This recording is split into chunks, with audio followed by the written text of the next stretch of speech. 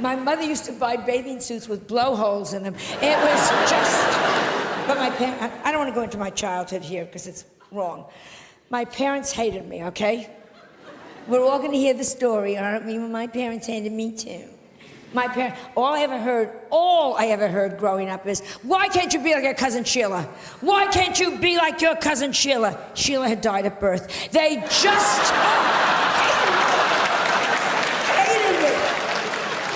Whenever we would go, like, in front of a street, each parent would take my hand, hold our hand, we're crossing the street, and then they'd swing me into the traffic. They used to say, take candy from strangers. Ask the funny man in the raincoat, does he own a van? It is just... No, I had a very bad childhood, and that's because, and I'm sure none of you give a damn, but I was the only Jewish kid, this is the absolute truth, growing up in an all-Catholic neighborhood. You know what that's? The Irish people. Only Jewish kid in a Catholic neighborhood. You know what that's like? You were all doing Hail Marys, I was doing Hail Murrays. I mean, it was just... No Christmas tree? No Christmas tree. Do you know what that's like when you're the only kid without a Christmas? Because everybody has Christmas trees. And nowadays, it's like, well, we do it for all faiths. That's such bullshit. Yeah, we walk into an office building, and there's a Christmas tree, and there's a menorah. Bullshit. The Christmas tree goes up, up, up, up, up, up, up, up, up, up, up. There's like a little shitty menorah with 2 orange lights that some angry Puerto Ricans lit backwards. I mean, yes. Juan, you lit those lights backwards. Fuck you, you killed our Lord. I mean, it is just... So, I'm at the age where I figured, screw it, I'm gonna have a Christmas tree. I got the biggest Christmas tree I got a 2-story high Christmas tree. I put everything you could think of on that. Up, up, up, up, up, gorgeous, gorgeous, gorgeous. On the bottom, I got the manger. I got the whole goddamn thing going there. The wise men, the sheep. The only thing is, I have the baby, but I'm Jewish. I got him a nanny. It was just, oh yes. And I redressed Mary. She didn't look good. That stupid thing over her head, come on. I put her in a Chanel suit, Manolo Blahniks, and a Louis Vuitton pocketbook. You're the mother of God, look it. It is just... Am I wrong? If she had looked like that, she would have gotten into the inn. Yes. The point is, it's about looks. Mary, she looked good, she would have done better. Mother Teresa, oh, don't give me, oh, Mother Teresa, if she had looked better, she'd be a saint by now. Was she a bow wow? Yes. Did she need electrolysis? Let's talk to each other here. Even lepers were throwing their fingers at her. Here, get because it is all about looks. This is my message, Great Britain. This is my message. Looks count. Education, looks count. I have no sex appeal, and it has screwed me up for life. Peeping Toms look in my window, pull down the shade. You have no idea. My gynecologist examines me by telephone. It is just...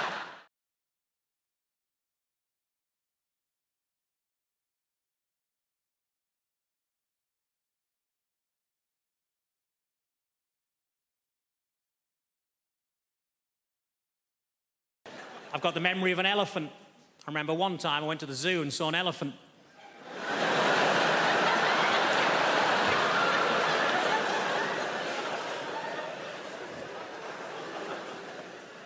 I was disappointed to find that Dunkirk wasn't actually a biography of William Shatner.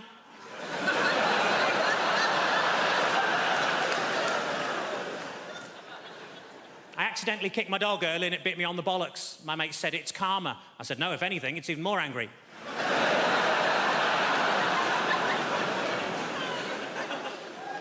I tell you what always catches my eye, short people with umbrellas.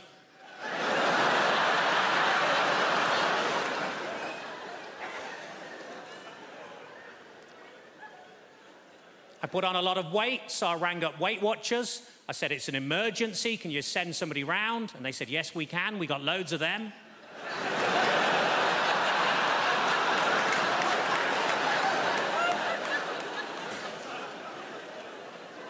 I was actually thrown out of Weight Watchers for making sarcastic comments at the weekly weigh-in. As you can imagine, I accepted the decision with huge grace. because they threw her out as well.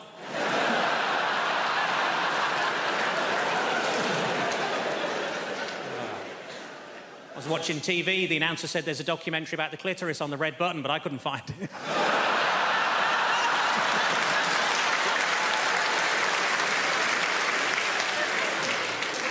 I was in a fancy lingerie shop. I said, are these knickers satin? He said, no, they're new.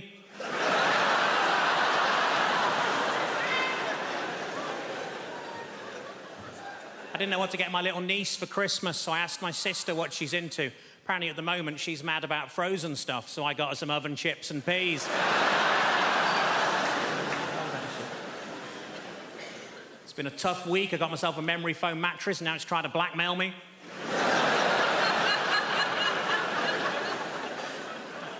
As a child, I was made to walk the plank. We couldn't afford a dog.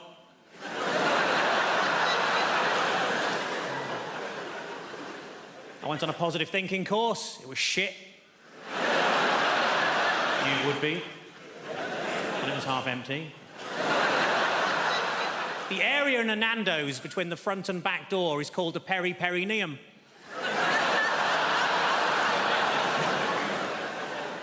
What I like most about that joke is that people who know what a perineum is usually haven't heard of Nando's. Ironically, there's only a very small overlap between the two. The doctor told me to lose some weight. I said, how? He said, don't eat anything fatty. I said, what, pies, chips, that sort of thing? He said, no, just don't eat anything fatty.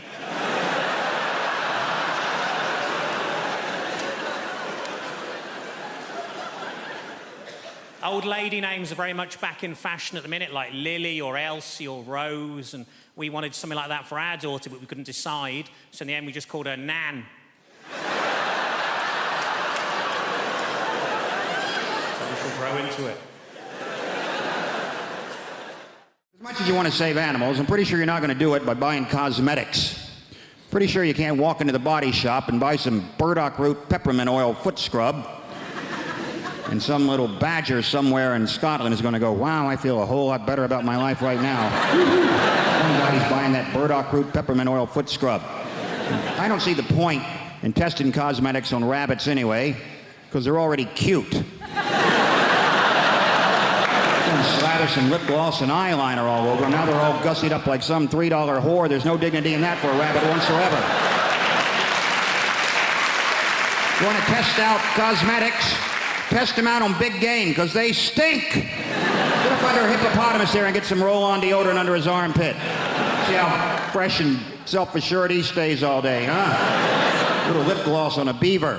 A real beaver. Stay with me, fella. Real beaver. Right? Dam-building, log-eating beaver. If he's charged through 60 logs and he's still wearing that lip gloss, that's some damn good lip gloss right there, ladies and gentlemen. You know this whole thing about, you ever meet someone famous and you tell your friends, and then they say, well, what was he like? Because all they really want to hear is that he was a prick. That's why they like to say Tom Cruise is the nicest guy in Hollywood. And I always think, well, if I was making $8 million a film, I'd be nice too. Jesus Christ. But I'm not sure he is that nice. Because I always read these articles about how he's so insular and he's into his Scientology, and he, stays at a hotel, won't make eye contact with anyone in the hotel, because he doesn't want to talk about the plots to his new films. Apparently, as if staring Tom Cruise in the face, he would just crack under pressure. What are you staring at? Hey, you want to hear about my new film? You ever seen a Tom Cruise film like he couldn't figure out the plot in about 18 seconds? Oh, Christ. He's a cocktail maker. He's a pretty good cocktail maker, too. Till he has a crisis of confidence and can't make cocktails anymore. Then he meets a good-looking woman who talks him into being a better cocktail maker. A riveting piece of cinema that was. Then he's a race car driver. Pretty good race car driver, too. Till he has a crisis of confidence. Can't race cars anymore. Then he meets a good-looking woman who talks him into being a better race car driver. Then he's a jet pilot. Some of you are starting to see a pattern emerge here. Pretty good jet pilot? Yes, he was. Until he had a crisis of confidence, couldn't fly jets anymore. Then I believe he met a good-looking woman who talked him into being a better jet pilot. Then he was a sports agent. Then he was the brother of a retarded guy. And he was a pretty good brother of a retarded guy until he had a crisis of confidence and wasn't so sure he was such a good brother of a retarded guy. And then he met a good-looking woman who talked him into being a better brother of a retarded guy. Then he was some kind of, I don't know what he's in now, War of the Worlds. Maybe he fights the world. You know what? I bet he's a pretty good world fighter. But at some point he'll probably have a crisis of confidence. You're gonna meet a good-looking woman who convinces him it's okay to fight the world. Could be a Scrabble player for all I care. He's a pretty good Scrabble player. Until he draws all vowels. Has a crisis of consonants. And he meets a lovely Welsh woman who teaches him a lot of words he's never heard before. It's lovely to be here. I've come all the way from Brighton. Just in case you're wondering what this haircut is about. Might be a new face for some of you people. Don't panic, the BBC invited me here because they needed a beige lesbian. So I'm just here to tick some boxes. Not your box, madam, just a metaphorical box. I'm half Spanish, that's what's happening there. I've got a Spanish mum, and she lives here in the UK. It's all very legal. She's lived longer in the UK than she's ever lived in Spain, but the brilliant thing about my mum is that she's never lost her accent. She talks very, very quickly. She lost the words she cannot pronounce. Lost the words she cannot pronounce, huh? My favourite word that my mum's never been able to pronounce is my brother's name. Not even a difficult name, his name's Stephen. I don't know if you've noticed this, Spanish people, any word that begins with the letter S, they struggle, right? So my mum doesn't call him Stephen, she calls him Steven.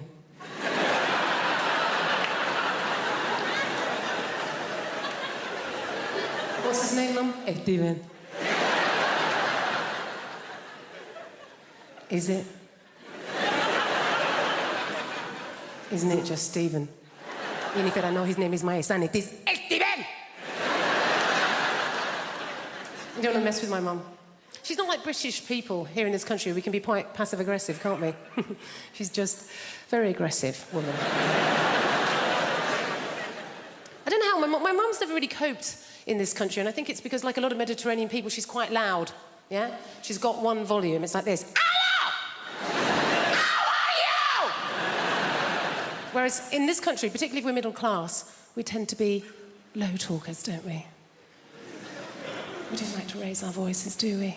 Why? Because we've got money.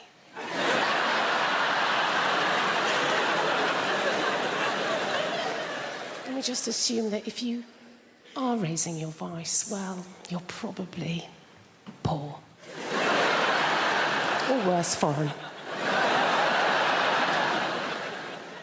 Great thing about having a Mediterranean mum is they feed you. Oh, my God. She's always feeding. That's her way of showing that she loves her children, is to feed us. You know, I can remember going around friends' houses, you know, like English mums. Go around an English mum's house and the conversation with mum's more like this. I think you've had enough. My mum will feed you till you puke. Anything can be going on in my life and my mum will relate it back to a meal that she's cooked. Do you know what I mean? Like, so good or bad, particularly if I'm depressed. If I phone up my mum and I've had a terrible day, yeah? I phone up my mum, conversation always goes like this. Oh, Jennifer, my God, I'm so sorry to hear that you're having a hard time right now. But you know what? Don't worry, okay? I made a soup. Come home. You sound hungry. I made chicken curry, I made a lamb tagine, I made a casserole, Jennifer. I made some tortillas, some paella, some curry, Jennifer. You love the curry, maybe some meatballs, some pork ball, beef ball, aniseed ball, banana ball. You're a lesbian. You don't eat enough balls. Please, come home. Eat my balls. They say it's hard, you know, bringing kids up is difficult. They say kids these days are influenced by these new hyper-violent computer games. And that's nuts, isn't it? If we've been influenced by the computer games from our childhood, we'd have to go around going like, beep.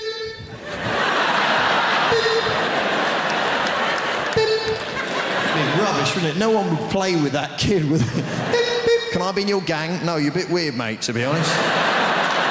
Imagine being influenced by Pac-Man. You have to like walk around in a darkened room munching pills and listening to repetitive music.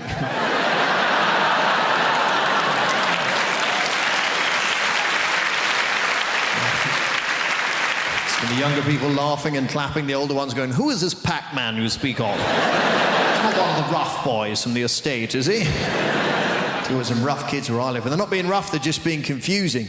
You know, you come out of your house, they go, yeah, your mum makes gravy for leopards, innit? Yes, I believe she does. She does a lot of charity work. These are scary kids. Even the dirty old men are scared of these kids. See him turn up in their car, put the window down, like, hello, little boy, do you want a sweet? The kid's like, what sort of sweets have you got? Said it best be good if you come under here and trouble me with your sweetie talk, right? You don't want none of your mojo or drumstick rubbish, you get me? You must have a serious sweetie offer for me, boy. Blokes panicking. I was like, well, I've got bonbons. I wasn't sure what to bring, to be honest. Dib-dab there, and then wham-bar. Wham-bar, your sweets are rubbish, man, shut up. No. Wham-bars used to be big like that. Now they're small, innit? So you're going to have to do better than a wham-bar if you want to see my dick, right? Hey, man, look at your car driving a Saab. You got no pride. Get out, you wham-bar, bitch. Next pervert, please. What kind of sweets have you got, sweaty? What do you mean, Neverland? Yeah. But we live in exciting times anyway, you know. It's very exciting being in London, you know. The Olympics. Fantastic. We didn't really want the Olympics till we heard France might get it. The British people are like, oh no, all that running and jumping. It's not really for us, is it? When is it? No, I'm busy that week. What? France are going to get it? Bollocks, we'll have it. Only in London would we have to have a poster campaign saying, back the bid. No, fuck off, it'll be rubbish. Don't you think that's a bizarre response to that question? Like, would you like the oldest, most historically significant athletic competition the world has ever known, attracting athletes from every known nation on the face of the planet to come here and perform at the peak of their abilities in the very city where you live? Most British people go, where will we park? You know, because it's all residents round here. There's others going, no, man, the tubes will be packed, you get me? People getting on the underground with, like, javelins and shit. No. Coming in the escalator with a shot put, health and safety, boy. And there's a whole other section of British society going, you what? The Olympics? Let a load of foreigners in? Huh? Ones that can run and jump and swim, you let them in, you'll never fucking catch them. Huh? Place to be overrun with Lycra refugees. You're having a laugh, ain't you, mate? They'll peel them little numbers off their jackets. You watch them, they're sneaky. I read about it in the Mail. And this is what I'm talking about, the assumption that if you're in a place like that, you obviously are the help. Okay, example 2, that's it, white people. One more example, and then we're moving on, right? I'm on tour in the UK. I'm going up to Leeds. All my team was already up in Leeds, setting up the theatre. I'm travelling with my tour manager and best friend, Lila, also a black woman. So I go, you know what? That's Lila. I go, you know what, Lila? Let's not drive. It's a long drive. Let's get a train and go up in comfort. So we rush down to the train station. I buy us 2 first-class tickets. There's a train leaving, so we jump on the train takes off. And we're walking through the train towards the first-class carriage. We walk into the first-class carriage. This white woman is sitting at a table. She looks up, she sees us, and at the top of her voice, she shouts, this is first class!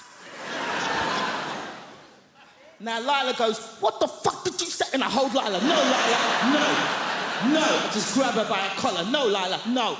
No, Lila, no, Lila, no. No. Watch me humiliate this bitch just with my mouth. Come back.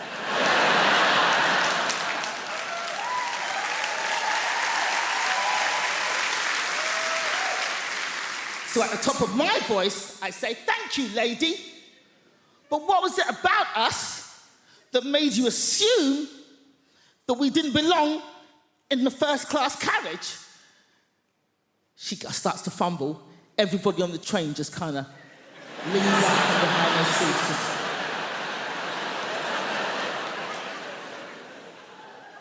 And she gets flustered. She's like, and then all she could think of was like, "I thought you were lost." And I was like, "How'd you get lost on a moving train going in one direction, bitch? How?" Now, this woman was not alone. She was with her husband.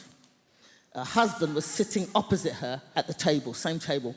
But we did not see her husband's face for this entire confrontation, because the entire time he was hidden behind the newspaper. Just. His hands never came down. All we saw were his knuckles just gripping that paper. And they were in their 60s. So they'd obviously been married a long time, and he's behind that newspaper going, "Ah! Nosy, big-mouth cow! 30 years we've been married, and every day of those 30 years I've said, mind your own fucking business."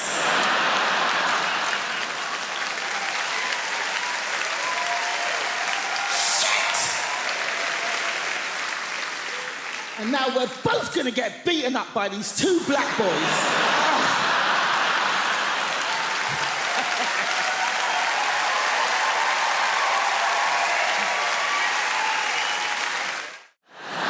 I am quite impressed at the number of sports that have been adapted for disabled people, though. It's nice that they are so inclusive these days. I reckon we should go further and adapt versions of classic board games as well. You could play a very special edition of Guess Who, where all the characters had disabilities. No one would ever win, because everyone would be too afraid to describe their character in case they caught offense. The questions would be fun as well. Is your person incontinent? Does your person have crayon around his mouth? Does your person have trouble speaking properly? Is your person Danny Dyer?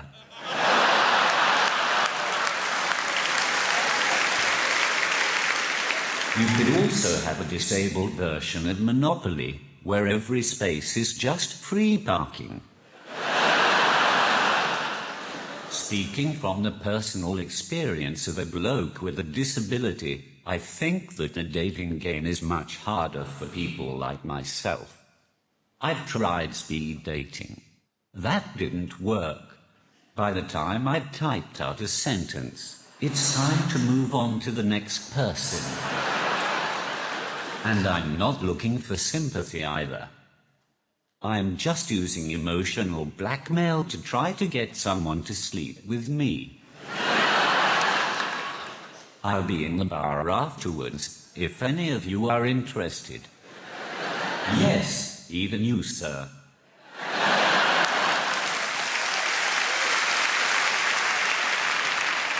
One of the main problems I have with dating is that I find it hard to approach girls in the traditional sense. I don't have the ability to chat up a woman. When I meet a girl, I have to type them up. And that just sounds wrong. You type up your dissertation, you type up your will, and you type up your letter to your grandma. There's nothing sexy about being typed up.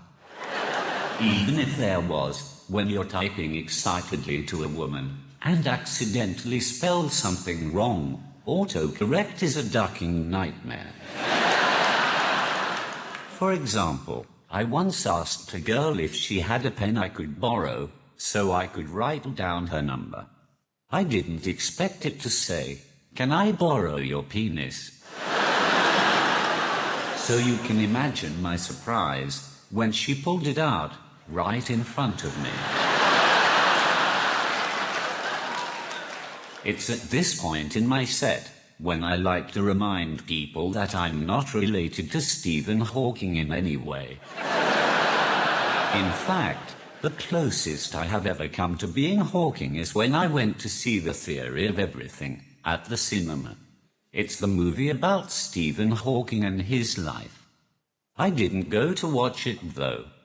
I just went so that I could sit at the back, say random sentences on my iPad, and fuck with the rest of the audience.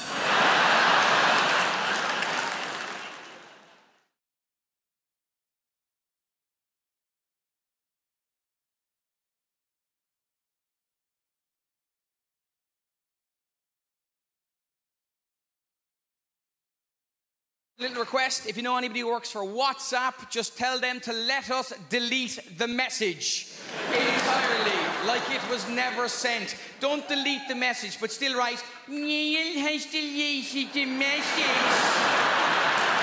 Like a little telltale informer. So that your friend still texts you and goes, what was in that message that you deleted it? You know when it says delete for me or delete for everyone? Who picks? Just for me, and just go and delete it for me, yeah? Yeah, still want them to see the awful stuff I've written, but I don't want to be reminded of how much of a dick I can actually be, yeah. It's like getting a tattoo removed and walking into the laser place going, what are my options for tattoo removal? You got two options. First option, we shine a laser on your leg, remove the tattoo so no one will see the tattoo. What is my second option? We shine a laser in your eyes so you won't see the tattoo. I'll go for option number 2, please. Thank you very much. I bought a new phone. I fell for the ad. You can put the phone on somebody else's phone and you can wirelessly transfer the charge. And the company thinks people are going to use that. No one's going to use that. Your charge is the single most important thing in your life. Look at your friends. They would prefer to donate a kidney to a stranger than to give you 5% of their mobile phone charge. You ever been abroad? Yeah? You ever been abroad? You bring one adapter, one charger between you and your spouse. The UN level of negotiation involved in getting the charger back from the person you love. Can I have the adapter, love? Can I have the charger? Can I have the adapter? Can I have the adapter? And they hit you with it. Absolutely, Neil. But what battery percentage do you have? And you look at the person you've chosen to spend the rest of your life with and you lie like a mofo, don't you? 3%, 2%, 0.5%. I've never even seen 0.5% in the mobile phone before, to be honest with you. Show me your phone, I'll plug it in for you. I can't show you my phone. Why can't you? I'm having an affair. Are you hell having an affair? Show me your phone! We'll be in Spain. My wife will go and have a shower before we go out. She'll leave the bathroom door open and the shower door open. That is not an invitation to join her. You'll make that mistake once in your life, let me tell you that. It's because she doesn't trust you to not unplug her phone and plug your phone in. And she's right, because that's exactly what you do, isn't it? You plug her phone back in towards the end, so you got plausible deniability. You plug out my phone. I did not plug out your phone. It went up by 2% after a half an hour shower. That is because Spanish electricity is different. You plugged it in during the siesta and the wires were asleep. That's how it works here. If I talk to you in the front row, hope you know I'm just messing. You get great answers. I had a farmer at a gig once. I said, what do you do? He goes, I'm a sheep farmer. I said, I read recently sheep can recognise individual human faces. He went, well, as long as they can't give evidence, I should be okay. I had a South African man at a gig in Dublin once. I said, where are you from? Big blonde guy. He goes, Cape Town. I said, Cape Town is beautiful and warm and sunny. How did you end up in Dublin? He went, I got in the wrong container.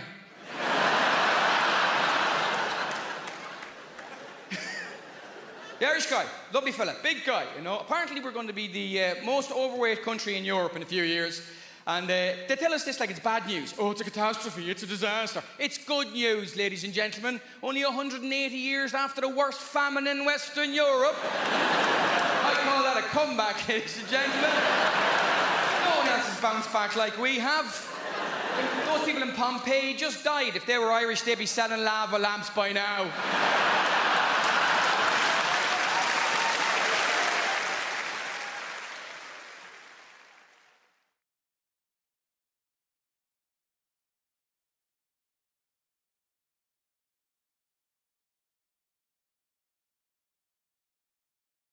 London, just a city dragging itself up by its cranes to ever new heights of unaffordability. It's been that way for years now, right? It's just a playground for the super wealthy and their offspring. And I'm not from that sort of background myself, regardless of what you may think from the way that I just pronounced the word years. I'm not, it's just a voice. This is genuinely true. During the last year for which I have available data, the high school I went to sent more people to ISIS than Oxbridge. Let you guess which way I went?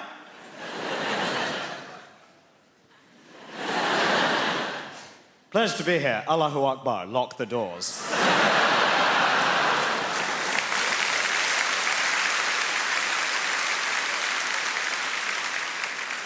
You might think the last line's obviously a joke. I'll get letters.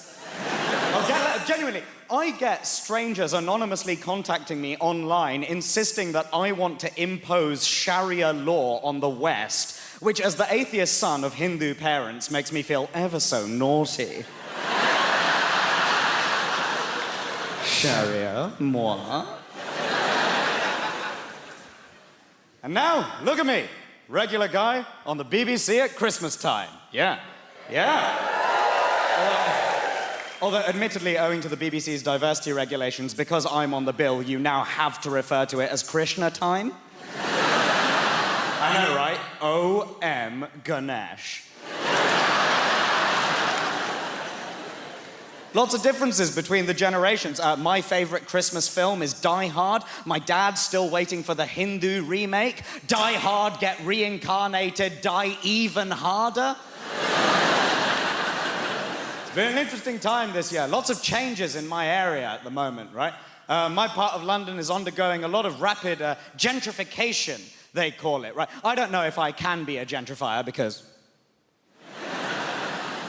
I've gentrified places in the past. I work in the arts, don't get me wrong, right? I remember a while ago I lived in a place called Streatham in South London, and when I came towards the end of my tenancy, I remember walking to the station and realizing that overnight a minicab office had been replaced by a vegan bakery, and I was like, my work here is done. It's different from the way that it used to be, you know? When my grandparents came to this country with nothing, and yet they were able to start a family here, they were able to build a life for them, they were able to own property, largely because they drove down house prices in every neighborhood they went to, but they were able... Property. It's not like that anymore for the different generations, right? So what do the young people do? You wait, you're probably watching this at home, all the generations together at last at Krishna time. Huh? All of the young people waiting for a grandparent to cough and hoping that that's what's finally going to get them on the property ladder. The problem is, as with any kind of inequality, with intergenerational inequality, the deck is stacked and we pretend it's a question of priorities that's made outcomes not identical, right? The number of times that I've heard, oh, you're worried you'll never get on the housing ladder, but you'll spend £3 on one of your fancy coffees, yeah? Oh, yeah, well, you'll never get a little flat, but you'll spend £3 on one of your fancy coffees. Bruv, that's because you bought all the £3 houses. Few of those left, I'd prioritize that over a gingerbread latte. That is not the world that we currently live in, right? Guys, I currently, as an individual, earn more than both of my parents did, put together, adjusted in real terms, when 23 years ago they bought a 4-bedroom detached house in North London. The problem is my fondness for brunch. Sure.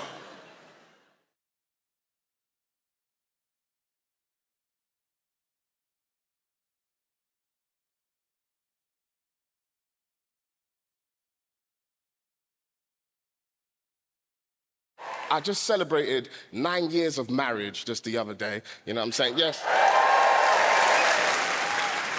Thank you, guys. Thank you.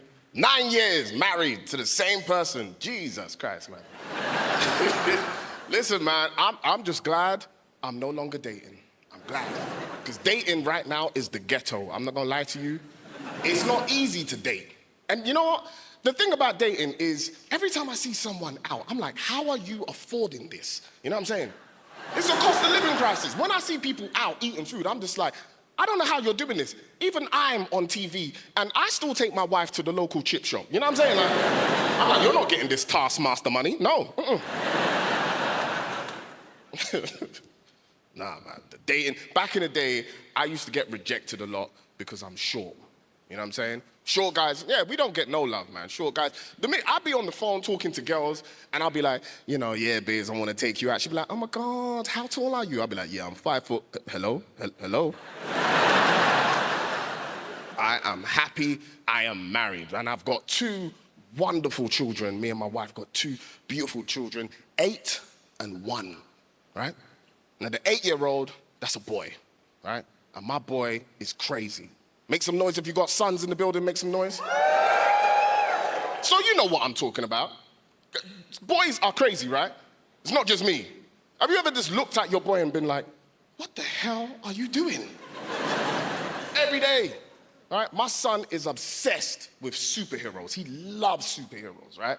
Which is a bit weird in our household because we're like devout Christians, like especially my wife. We love going to church, right? My wife is definitely getting into heaven, 100%. Like, hopefully, I'm her +1. I hope, you know what I'm saying?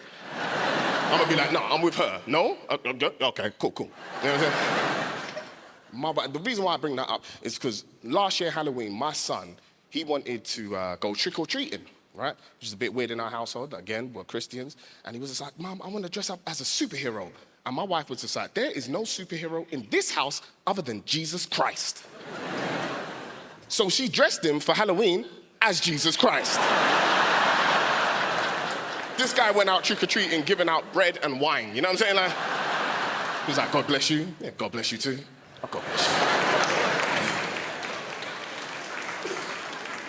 you. One day, me and my son, we were at home. We're by ourselves, right? I'm downstairs, I'm watching TV. My son is upstairs, right? He's doing whatever he's doing, right? And it got silent. And you guys know what happens when it goes silent with a child. It means they're doing something they should not be doing, right?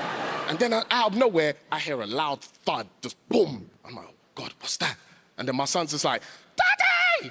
So I run to the hallway, and my son is standing at the top of the staircase, dressed in a DIY superhero outfit, right?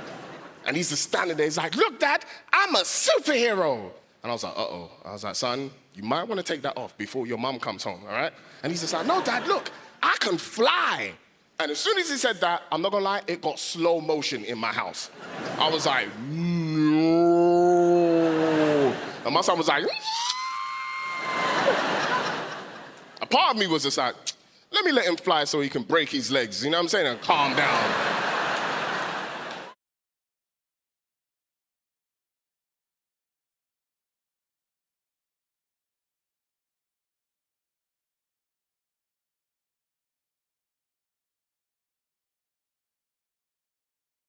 This year, I did no lilt February. Thank you. I know, it sounds impossible, but you take it one day at a time. Did I have any today? No, you're a legend.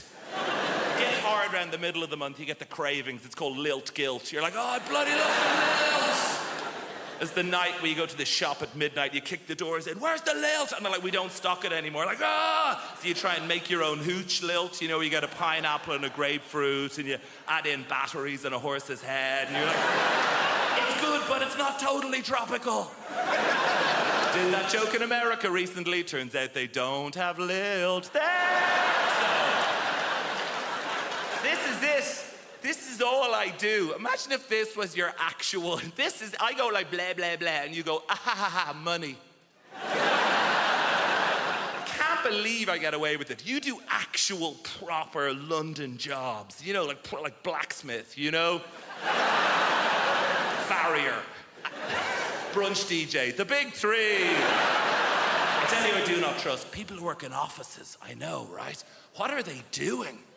Nothing takes that long. They're planning something. They must be. Do you know? Do you ever call in to visit your friend in an office unexpectedly? Everyone just shits themselves. They're like, what's he doing here? Cover the screen, lie across the spreadsheet, get him out. Kind regards, warm regards, best. That's how they talk. I've seen the email. Hey. I know what it's like in the real world. Look, sometimes I check in your world. Oh, gross, back to showbiz. And No, I'm very self-aware of the level of fame that I have. I was in a supermarket recently, and an older lady came up to me, and she put her hands on my shoulders, and she said, "You are vaguely familiar." And that is it. I did a gig in Wrexham, and I was at an ATM machine, and a guy cycled by, and he shouted at me, "Surprised to see you at an ATM machine." And I've been obsessed with it since then. What did he mean? Like, on the one hand, is he surprised I don't have a butler to go to the ATM machine for? No, I think it's the opposite. I think I'm surprised you have any money whatsoever doing keyboard horse shit. Here's my greatest ever showbiz tale. I did a gig in your Milton Keynes recently, thank you, and I was staying in the Milton Keynes Hilton, and she is the least well-known of all the Hilton sisters. And I checked in after the gig at like 12:30. Room 303 is where this took place. Open the door, TV on in the room. Not that uncommon in the chain hotels. I guess it's to welcome you.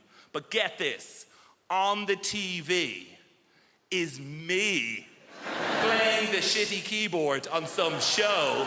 Immediate thought is like, is this a service they provide to all guests? If so, no, it's the realization, this is it. I've arrived, and I waltz into the room, down the little corridor with the loo away to the left, and as the room opens out, there is a fully naked man lying on the bed. So they've given me the key to someone else's room, but he is lying there, watching me on the TV, and he looks up.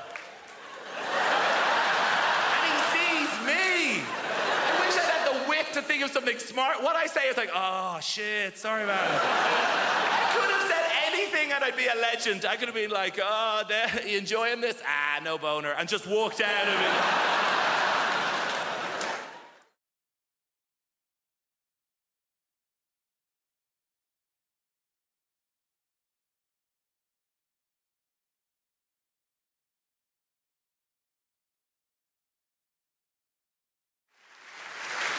I've made a list of pros and cons, because I've been spending a lot of time in brothels and prisons. Made a list of pros and cons, always good, give you a bit of balance, Con, complete loss of all feelings of hope and possibility. It doesn't sound very good, does it? It doesn't sound much fun, does it? Pro, increased plug socket access. Bang, 1-1. I say increased, it's actually total plug socket access. I've got 32 plug sockets in my house. Each and every one of them is now under my sole domain. Con, all experiences that form the basis of my happiness and sense of self-worth are now destroyed by grief. Downer! A bit of a downer, isn't it? A bit of a downer. Pro, less recycling. I can fit it all in the green box now. It's remarkable when you take into account just how much I'm drinking. Oh, John, you're meant to heat mulled wine. All right, Your Highness, hand me the bottle and leave. Con, I'm gonna lose me house. Bit of fun. Pro, 25% off council tax. I was on that like a ferret. Dialing as the door slammed. And that's us fresh out of cons. The rest are just pros, guys. Yeah. Increased freezer space, all 4 drawers. Cheaper gas and electric. Reduced wear and tear on fixtures and fittings. And when I say reduced, I don't mean by half, because I was only ever responsible for about 10% of scuffs and spills. So we're looking at a net reduction of 90% in real terms. This is my favourite one. Ultimate control over where the iPhone charger cable is and why it is there. There was a time it would take hours to answer the questions, where is the iPhone charger cable and why is it there? Not anymore. Plugged in next to the bed, most convenient place to have it. Simple. Is it unplugged in the bathroom? No, it's not. Be a ludicrous place to keep it. There's no plug socket in the bathroom. Is it? Is it in the front pocket of a rucksack you no longer use? That'll be the last place you look. That'll be very frustrating. Is it? Is it plugged in on a train we have alighted from? No. It's plugged in next to the bed because that's the most convenient place to have it.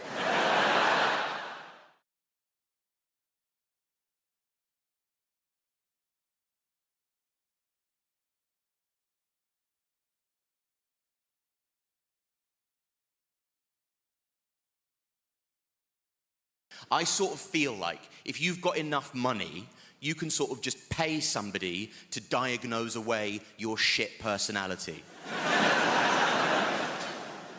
And I consider that money well spent, by the way. I would recommend it to you. Prick. No.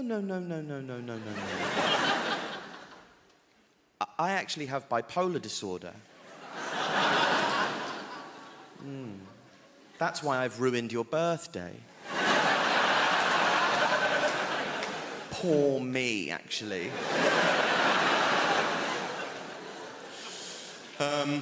Now I always thought there was a system. Like, adult ADHD has changed everything for me. I didn't realize that was a thing. I thought it was a childhood thing, but now there's adult ADHD, which has confused the whole process for me. I thought the process was that if you had a child who was shit, you would say that they had ADHD. And if that child who is shit grows up to be a shit adult, you would say that they had bipolar disorder.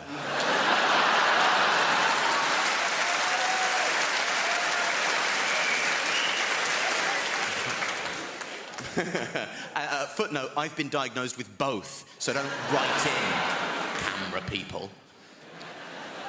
Anyway, a lot of people might suffer with mental illness, and that's, you know, it's a pervasive phenomenon. A lot of you might have depression. That's your sort of garden variety mental illness.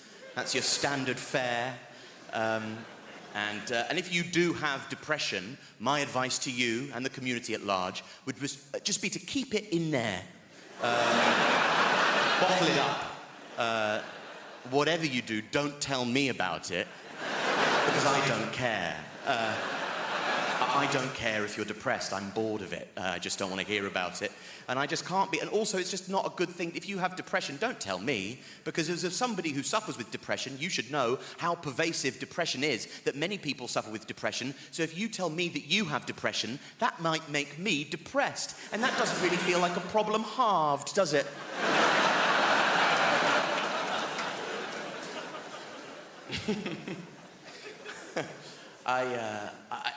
It doesn't. It's like, it's not, I just don't tell me about it, you know? Depression is an economy based on resource scarcity. And what we've done now is we've flooded the market with depression, and it's lost all of its value, and I don't care if you're depressed. Depression is currently in its Weimar Republic era of hyperinflation. And we're all wandering around with wheelbarrows full of depression going, would you look at all of this depression? And I'm there going, that's actually not as much depression as it looks like. That won't even get you a loaf of sympathy down the shops these days. My friend said to me recently, with the confidence of a man saying something new, that's lovely. He said, I just think we need to talk more about male mental health.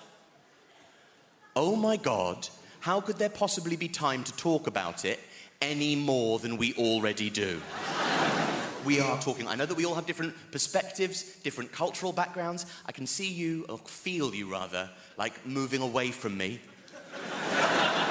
Okay? Let's all keep lighthearted about this. I don't want to have to say only joking, given the context of what this is, okay?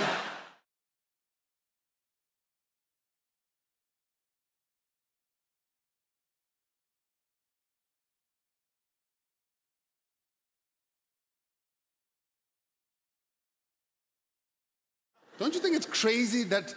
Do you understand the technology for us to hear the pilot? I am actually utilizing it right now. This is the technology for us to hear the pilot. I don't know why we cannot hear. There's no other context where it's acceptable for us not to hear a person. Why are you muffling? If you were looking for an au pair for your kids and a person came over to your house and said, hey man, what's your experience with kids? And then they looked at you and went, ta-da.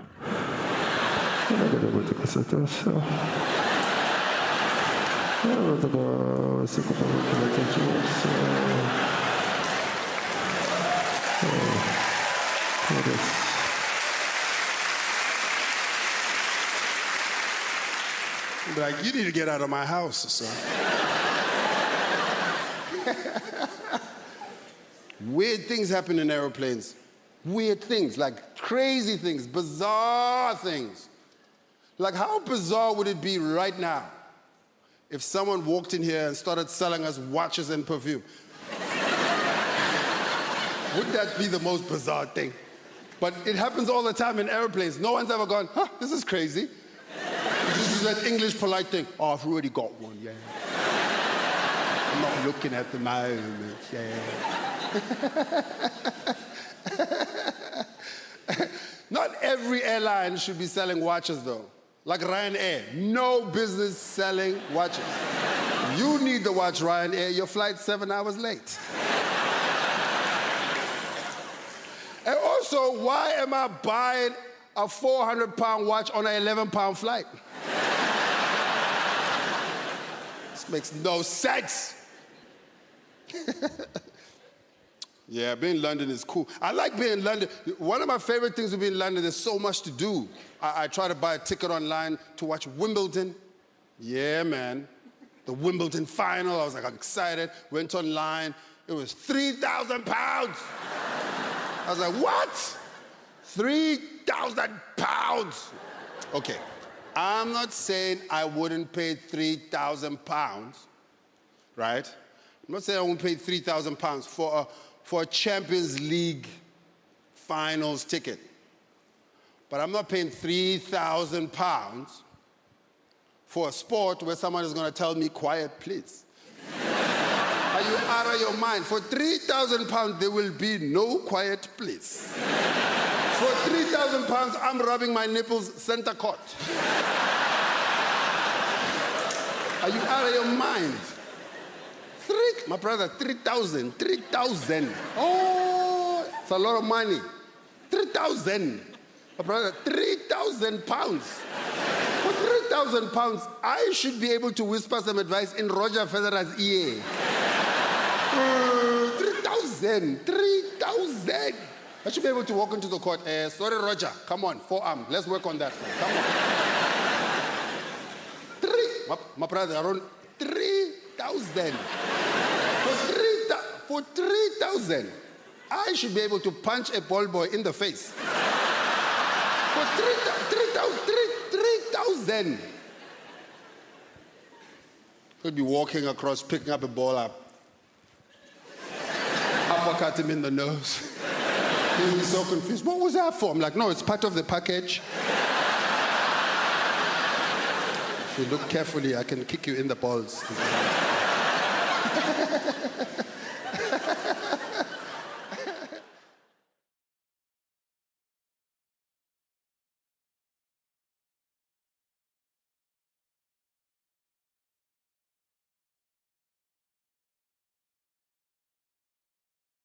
I'm married to a comedian. Did you know John Richardson? Oh, yeah. Oh, did you know he is? Do you know, because I'm going on tour, my management company, they took a Facebook advert out and someone said, don't read the comments. So I did.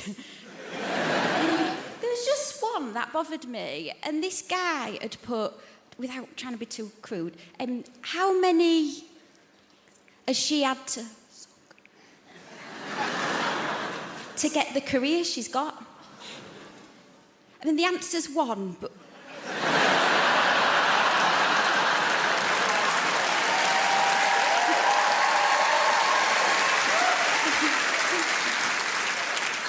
It's weird to applause that, isn't it? It's only weird for my granddad who's watching. That's not weird. You've made that weird for an 87-year-old.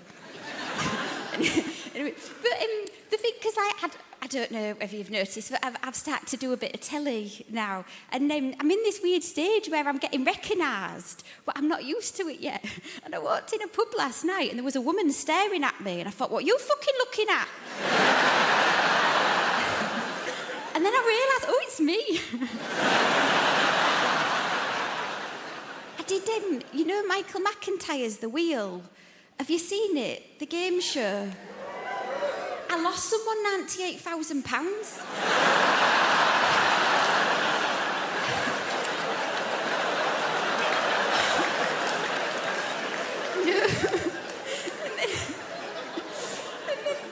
If you've seen the show, you know they go back down in the ground. When he went down, he turned to me and said, I've had a lovely day, thank you. That would have slapped me. And then we're both vegan now. I'm a vegan that likes steak for the iron. And John's a vegan when he's interviewed on TV.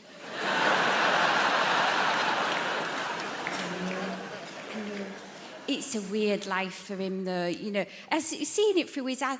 The situations we're getting... Because he's been on TV 10 years. We went and did this gig, you know, in a school. And then we parked up, and he turned to me and he said, I've got to go. And I was like, oh, all right then, just wait till you get in. He was like, I've got to go now. And he didn't let me get out. He got on the back seat, and luckily we had a bucket because we've been to Seaside. We've got blacked out windows. And I got out, and there was 2 of his fans waiting for him. And they said, we've come all the way from Rotherham to see John. They said, where is he? I said, he's shitting in a bucket in the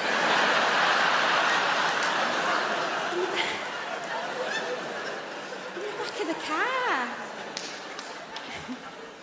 And they said at the same time, we'll wait.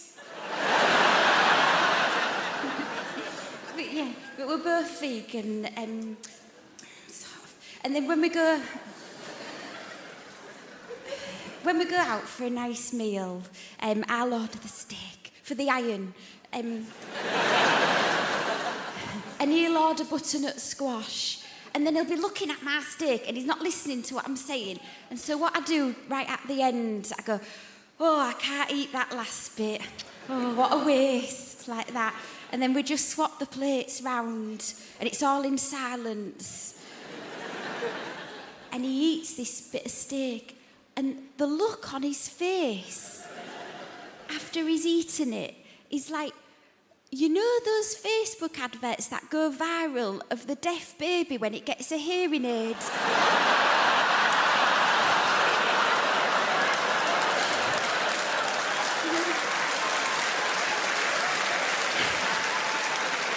And here's its mother talk. That's what it's like.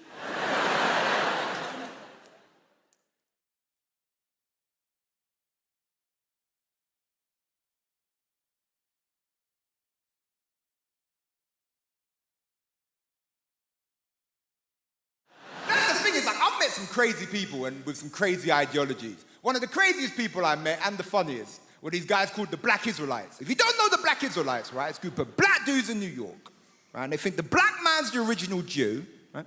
They think the white man's the devil. I mean, look, you know, they have a point, right? And they think Jesus, right, is coming back to put white people in slavery, right? Which, look, I think is messed up.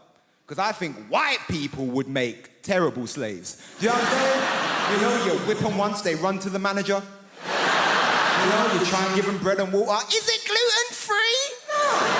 It's not gluten-free. I know some old white woman making my dinner and stuff like, Margaret, if you make me another shepherd's pie, I'm gonna sell your ass. Stand on his porch. Start selling people. I don't know. I get called a lot of stuff now. Especially with the internet, I get called tons of stuff. I get called racist words, and I get called racist for making jokes about white people. I just want to say my mum's white. I have one at home. She's fine. I have one. I have no issues with white people, love white people, right? But everyone calls me mad things. And I'll be honest with you, when you get called a lot of stuff, you have to have like thick skin. You can't let it bother you, because it'll just get you down if you always listen to that stuff. And it's never bothered me, except for one time. Someone said something about me, and it just really basically, someone called me middle class, and it just really... I threw my avocado on the floor. I was perturbed. I was like, mother, take this away. I can't finish this avocado. Middle class? I ain't middle class. I'm not you. I'm from Ilford, man. If you don't know Ilford, it's in between East London. Don't you cheer Ilford, goddammit, you hooligan. Ilford is horrible. It's in between East London and hell. That's where Ilford is. Don't want to go Ilford, right? And it's that weird thing. It's like you work hard and then people think they can take away your identity from you. And that's like a weird point. It's like you can't be working class because you've worked hard. You get to play lovely gigs like this. You can't be what you are. And the thing is, like, I am working class in my heart. But there's a conflict. My brain says different sometimes. You know? Like, sometimes my friends will call me from prison. It's just what it is. It's just what it is. They'll call me up and they'll be like, yo, Jamali, you need to start repping for the mandem. And I go, you know what? I need to start repping for the mandem. They say, you need to start saying free the mandem. I'm like, you know what? I need to start saying free the mandem. And that's in my heart. I believe that. We should free the mandem. But then my brain goes, yes, Jamali. But now you have stuff they want to steal. So I'm like, yeah, free the mandem. If they've completed the course, maybe. I don't know. Free them up if they've, if they've repented. I don't know. Because they ring me up, they'll be like, yo, say free Ginger J. Free Ginger J. Say free Worm. Is Worm still locked up? You better free him. Say free Killer. Nah, I don't know about Killer, man. I'm not saying we should never free Killer, just don't free him where I live. Because I live in a nice gentrified area now, just what I'm saying. So it's like, and I'm angry at gentrification, but it's hard because it's delicious. I'm drinking my latte going, oh, these hipsters, do you know? Like, so yeah, free hit Killer, but just not where I live, not in my community. Because gentrification is a weird one, because does anyone remember when London was shit? Like, Hammersmith was shit. None of you would have been able to be here. It was that bad. It was never Peckham shit. Peckham was shit. I go as far as Bethnal Green and look at Peckham through a telescope. That's as far as I But gentrification is a weird one because can we disagree that you see like middle-class hipsters that moved to the ghetto pre-gentrification are some of the most bravest people in the world? Only a hipster can go to the hood and go, no, I see potential. Seriously.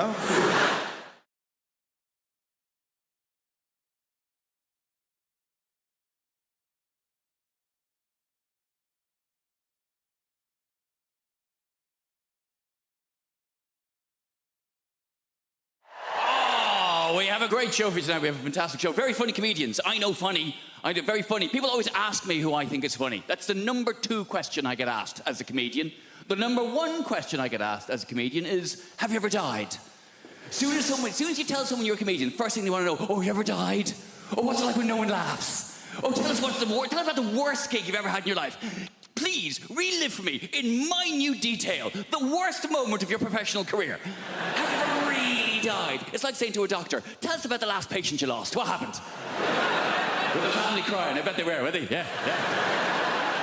People are such ghouls. It's the number 1 question. Have you ever died? Number 2 question, though, is what makes you laugh? People always want to know that from me. Who do you think is funny? And that's a nicer question. That's more understandable. You know, I make people laugh. People want to know what makes me laugh. In the same ways you might say to your hairdresser, who cuts your hair? Or you might say to someone in an Audi, who do you think drives like a cock? I like that joke. It's a short joke, it's a sharp joke, and also with that joke, I get to spot every Audi driver in the room. I can just see it there. Pinched expression on your face there. All right, no need to be like that about it. I've done well for myself. It's a very reliable machine. And the fact that I can tell you're an Audi driver by the expression on your face means technically you've just given a form of indication. So well done. Good for you. Who knew you could do it? Yeah. Have you ever died? Who do you think is funny? You always get asked the same questions. That's why I don't like doing interviews. I love doing this job. This is great. I love standing here talking to you, though. But doing interviews, it's a necessary evil. It's part of the job. Having to answer questions. And I don't even like watching interviews. You'd rather watch a comedian tell jokes than talk about how they wrote them. You'd rather watch a singer sing songs than talk about their inspiration. You'd rather watch a sports person do their sport. You'd certainly rather watch a sports person do their sport. Come on now. Sports interviews can be turgid affairs at best. And then I hit it with my foot. You mean you kicked it? If you like. They're rarely interesting. They're rarely, and I'm not slagging sports people. It takes a great deal of single-mindedness to excel at a sport to a point where people want to interview you about it. But sports people are famous because they're good at sport, not because they're good at talking about sport. That's why you find a sports person who is good at talking about sport, the BBC will cream their knickers over them. We found a woman. She used to ride horses. That's a sport. And she's quite lively and engaging and charismatic. Put her on absolutely everything! Do not let her out of your sight. Even people I'm a fan of. Andy Murray. I love Andy Murray. Britain should be very proud of Andy Murray. He's done a lot to be proud of. He's won Wimbledon. He's Olympic gold medalist. And he put up with a lot of shit when he was, what, 8th best in the world? Oh, you bloody loser, you. He's done a lot to be proud of. He's won Wimbledon. He's Olympic gold medalist. He's magnanimous in victory. He's humble in defeat. And he's a big comedy fan. He's been to see me live. I've met him. Lovely bloke. But Jesus Christ. I cannot listen to him drone on one more time about how he won, stroke lost another tennis match. I can't do it. Well, then I hit it to him, and he hit it back to me, and I'm very good at tennis, but he is also very good at tennis. Some days I'm better at tennis than he is, but I think what's happened today was he was slightly better at tennis than I am, and that's maybe why he won the game of the... Oh, for God's sake, man! I'm not very sporty, you can probably tell. I like hill walking. Doesn't really count as a sport. I like hill walking and camping. Proper camping, though. None of your glamping bullshit. Glamping. Derivation of the words glamorous and camping, where you stay in a yurt, which is more expensive than a hotel. What is wrong with you? A lot of people don't realise yurt is a derivation of the words yura and twat. A lot of people don't realise that. Do you love London? I love London. I feel like London is created by the people, right? Who are just crazy and sexy and ambitious. I got into an Uber the other day, not bragging, and I got into an Uber and the driver, he said, would you like to have the radio on? And I was like, I don't mind, it's up to you. And then he said, well, actually, I make my own music. Do you mind if I put some of that on? No, I don't. And then he put on Drake's new album. I wonder how often it works. I wonder how often there's a middle-aged white woman thinking, oh, well, he looks like Aladdin and he sounds like confidence personified. Pull over and jump in the back, Nikolai. I'm having a good life. I have recently started doing yoga, which is just change. Yes, woo for the yoga over there. Are you a team? I'm new to it. I love it. Yoga has changed my life. It's brilliant. Yoga is my new drug. My old drug was drugs. Which I'm not going to say anything positive about because it would be incredibly irresponsible. I'm not going to say anything positive about drug taking. What I will say is I didn't take MDMA until I was 32, and it was such a relief to know I could be happy. Just see the equipment's broken. But yoga is nearly as good, and there's no downsides. It's given me a whole new language. My favourite new word is namaste.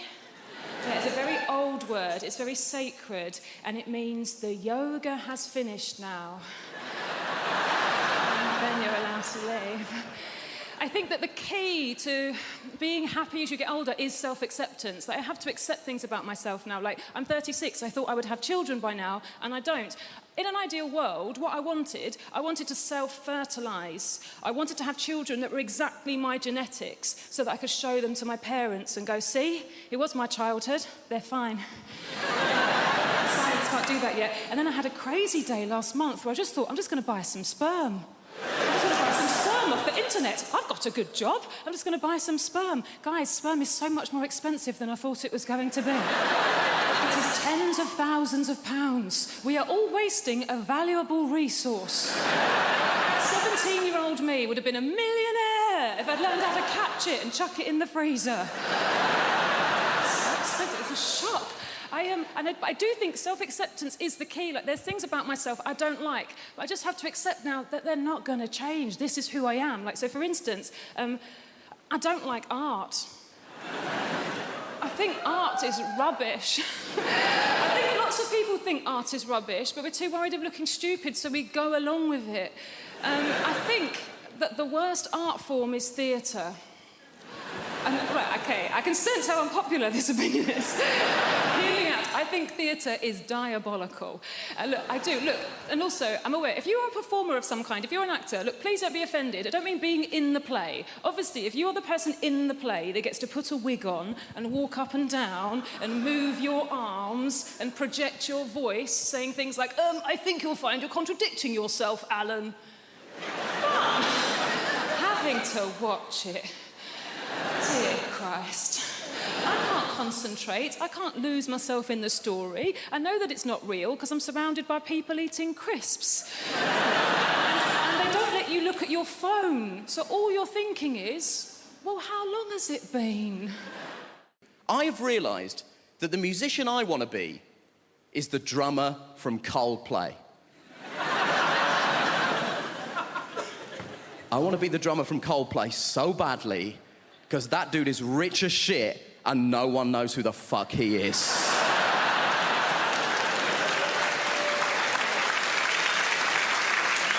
No one knows who the drummer from Coldplay is. He could be here and no one would know. It could be you, it could be you, it could be you.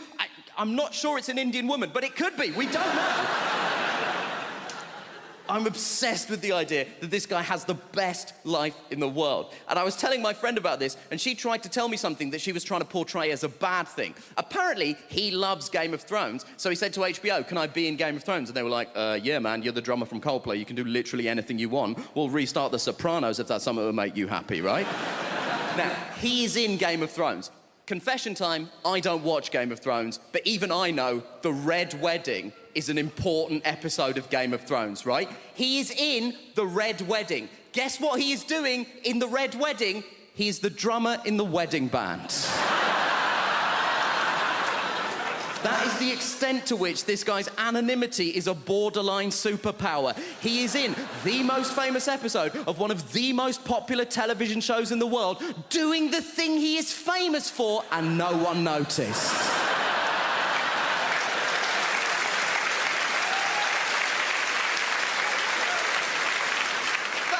Kaiser Soze shit. And my friend was telling me that she read a supposedly embarrassing story that one of the actors told. One of the actors said that when they were shooting the Red Wedding, he was making small talk with the extras, and he got round to the drummer from Coldplay and said, "Are you a full-time extra?" And the guy was like, "No, I'm a musician." So he said, to the drummer from Coldplay, "You played on anything I might have heard of?" To which the drummer from Coldplay was presumably like, have you heard of All Music? Because I'm basically the drummer on All Music. And my friend tried to tell me this like this was a sad thing. She was like, oh, this guy's in Coldplay, but no one knows that he's in Coldplay. Isn't that sad? No. Because the problem with being in Coldplay is that people hate Coldplay. People hate Coldplay so much. And the people who hate Coldplay don't say things like, oh, it's not to my taste. They say things like this, I hate Coldplay! But what you mean when you say that is, I hate Chris Martin. No one is angry with the drummer from Coldplay. No one has ever been like, oh, the drummer from Coldplay! He's ruined my life! And I know what you're thinking. You're thinking, Nish, why are you so obsessed with the drummer from Coldplay? There's two other people in that band. We don't know anything about them either. And you know what? You're right. There's a guitar player and a bassist in Coldplay. I wouldn't know them even if they were here. I assume it's you two, but only because he sat next to her and I spoke to her already. That's all I've got to go on at this point. They have the exact same life as the drummer, because I did a bit of research into this. Turns out Coldplay are one of those bands where they split the royalties equally. So they have the exact same life as the drummer, apart from one detail. They have the exact same life as the drummer. They have the same level of wealth, access, and anonymity. But crucially, the drummer is sat down.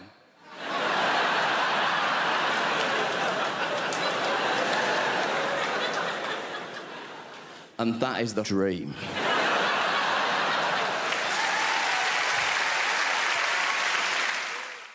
This year, I did no lilt February. Thank you. I know it sounds impossible, but you take it one day at a time. Did I have any today? No, you're a legend.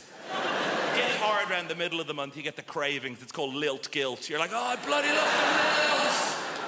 It's the night where you go to the shop at midnight, you kick the doors in, where's the lilt? And they're like, we don't stock it anymore. Like, ah! So you try and make your own hooch lilt, you know, you get a pineapple and a grapefruit, and you add in batteries and a horse's head, and you're like, it's good, but it's not totally tropical. Did that joke in America recently. Turns out they don't have lilt there. So, this is it. This is all I do. Imagine if this was your actual... I go like blah, blah, blah, and you go, ah, ha, ha, ha, money. Can't believe I get away with it. You do actual, proper London jobs. You know, like blacksmith, you know? Farrier.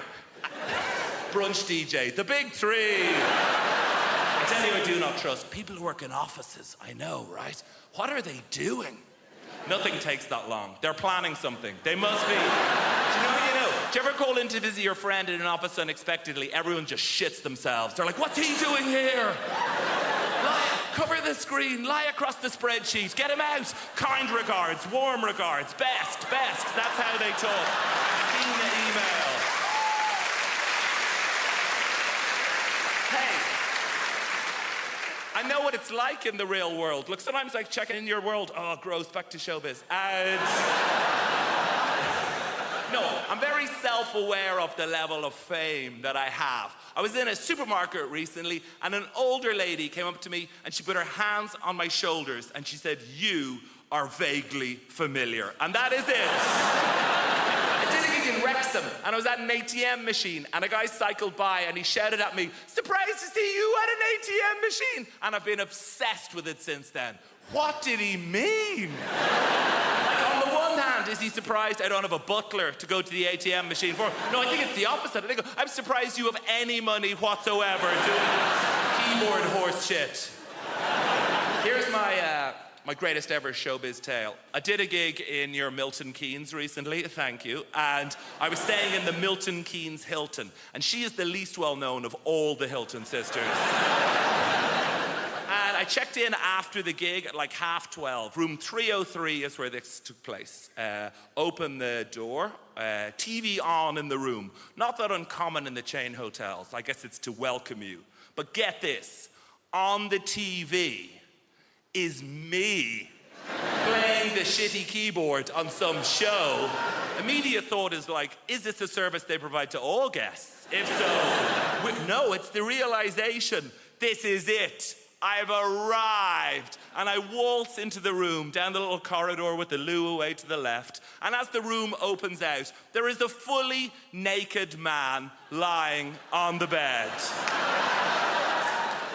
So they've given me the key to someone else's room, but he is lying there, watching me on the TV, and he looks up.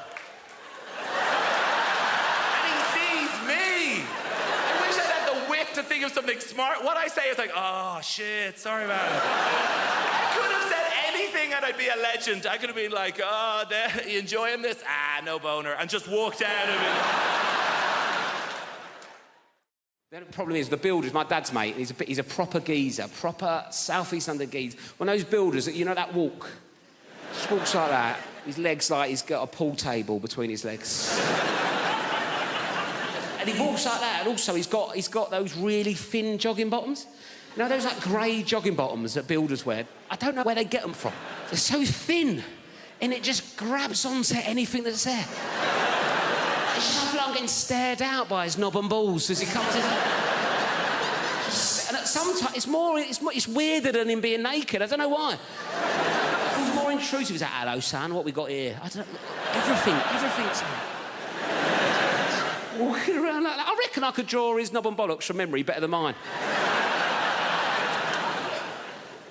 So he's coming like that, and I'm like, oh, God. I go, do you want a cup of tea? He goes, yeah, I'll have a cup of tea. I went, how many sugars? He went, 13. That's not a cup of tea anymore, it's a pudding. That's an angel delight of a tea bag, innit? 13 sugars, I'd make sticking it in. It's about £3 worth of sugar. It's only come round for a quote, it's already cost me. I put 14 in to test him. Give it him. Went, it's a bit sweet, isn't it? You winding me up, you know me on 13, you greedy bastard. Oh, type 2 Terry's come round and it's a bit sweet for him, is it? When are you going to do this job? I want it done before your foot comes off, all right?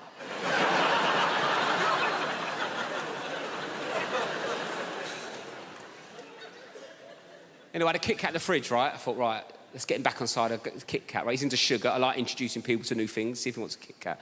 4-finger Kit Kat. Like, how would you eat a Kit Kat? 4 fingers? I've said that wrong, haven't I?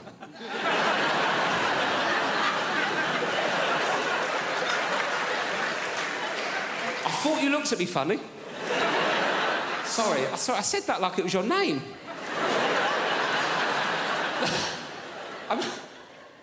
I meant to say... I don't know what I meant to say. I meant to how would you eat a 4-finger Kit Kat? But I went, how'd you eat a Kit Kat? 4 fingers.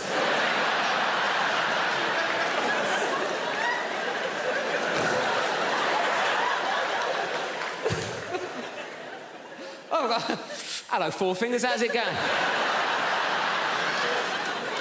Who needs thumbs, eh? Need to smoke by the looks of things. Sorry about that. Not an ideal nickname for a young lady, is it, really?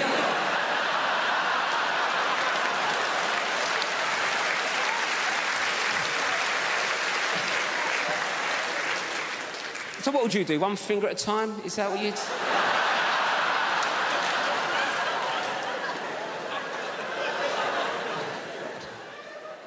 Should we start again?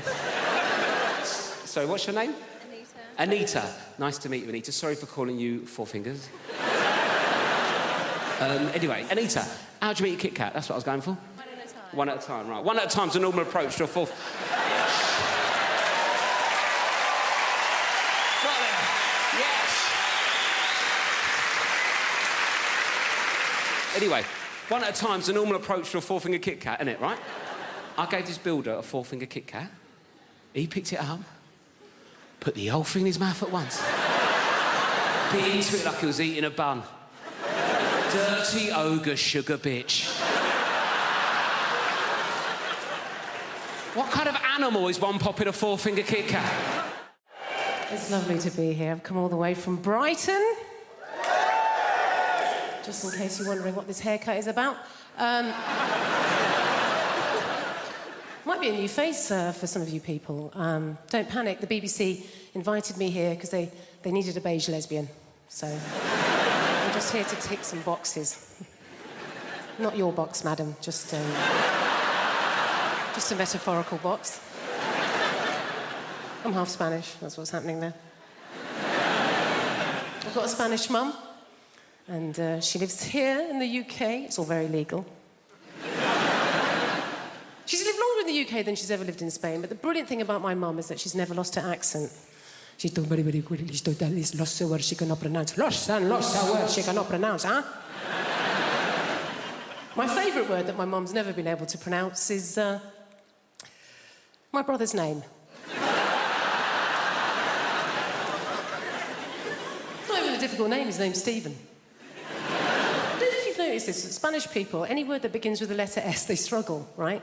So my mum doesn't call him Stephen, she calls him Steven.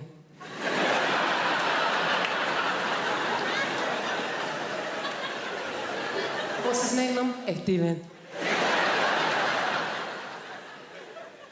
Is it? Isn't it just Stephen?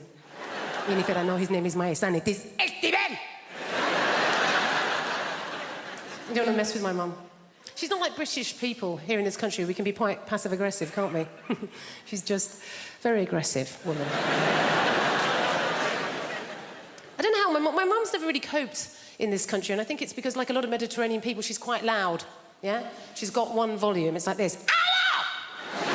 How are you? Whereas in this country, particularly if we're middle class, we tend to be low talkers, don't we? We don't like to raise our voices, do we? Why? Because we've got money.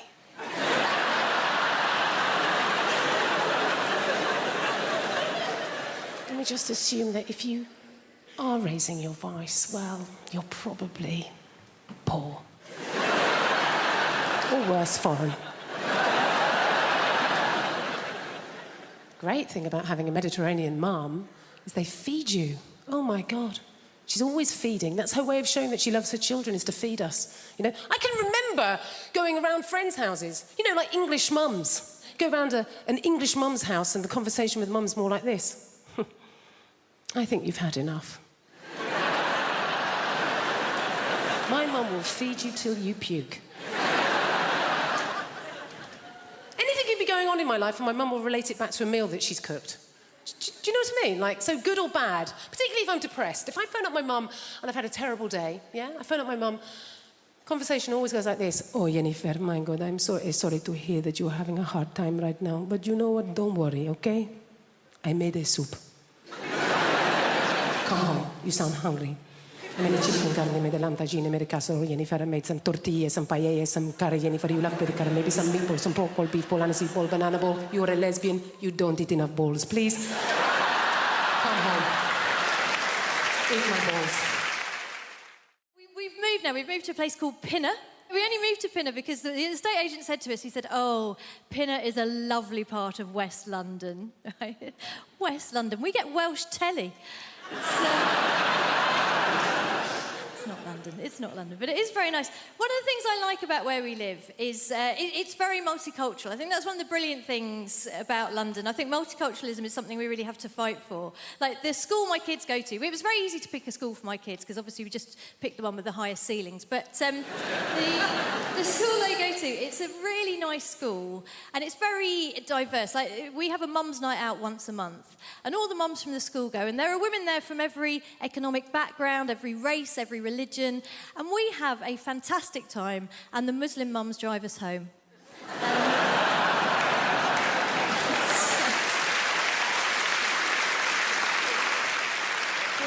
Tell you what, it is nice. I had an incident the other day, though. I was walking down the street near where I live, and it was one of those sunny days, one of those days that remind some van drivers that women have breasts. You know, one of those.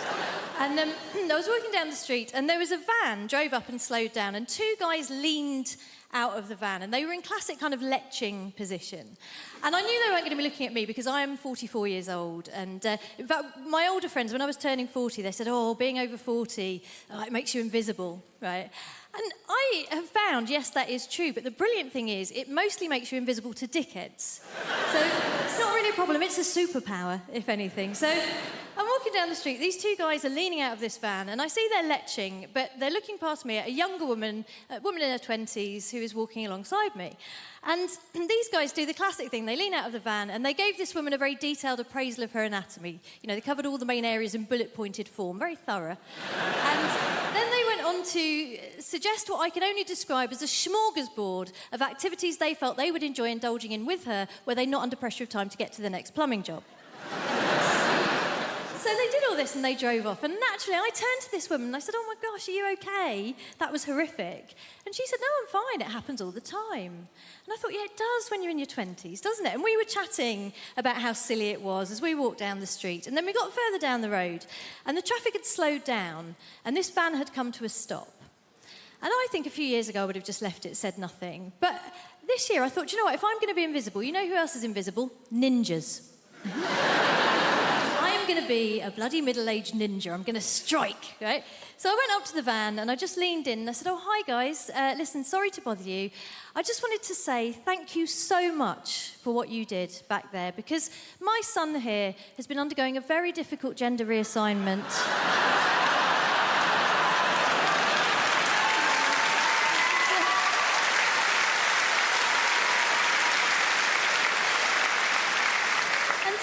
He's been worried that it's not going that well, but what you did back there really made him feel like a proper woman. Thank you. I was delighted with myself as well. But what was really special was that then the young woman next to me leaned in beside me and in the deepest voice I've ever heard, just went, yeah, thanks, guys.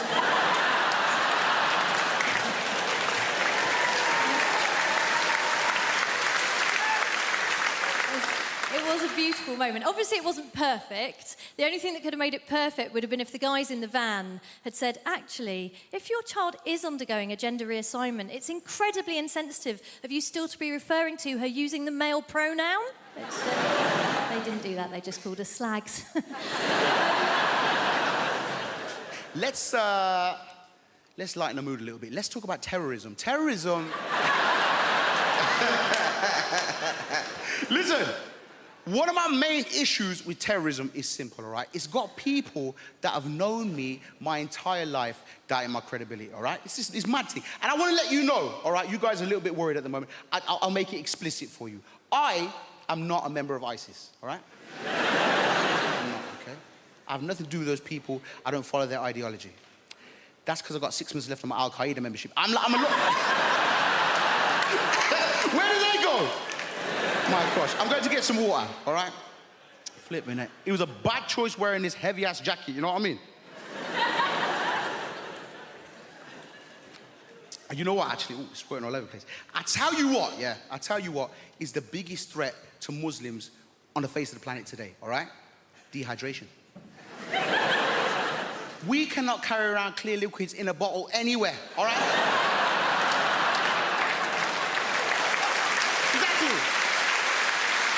Dying up here on this stage, dying in airplanes, stressing me out. But the thing about, listen, hey, can I pop this here? Bro, can you have that? Thank you, my G. One of the worst things about terrorism is how it's got people doubting my credibility. People I've known my whole life, all right? I want to give you an example.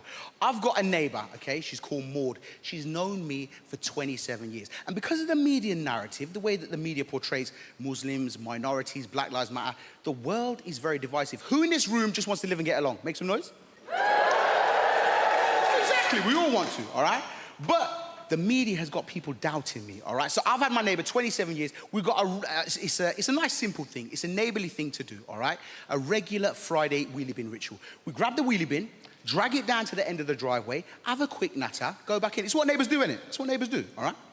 This particular Friday, Maud is like clockwork, but she was late. And I'm thinking, rah, is Maud okay? I hope she's all right. Usually she's like, the bin was stinking of shit, but I thought, you know what, I'm gonna stay here. I'm gonna be a good neighbor and have this conversation. Boom. 3 minutes later, boom! She kicks open the door. She's stressed. She's flustered. I said, Maud, is everything okay?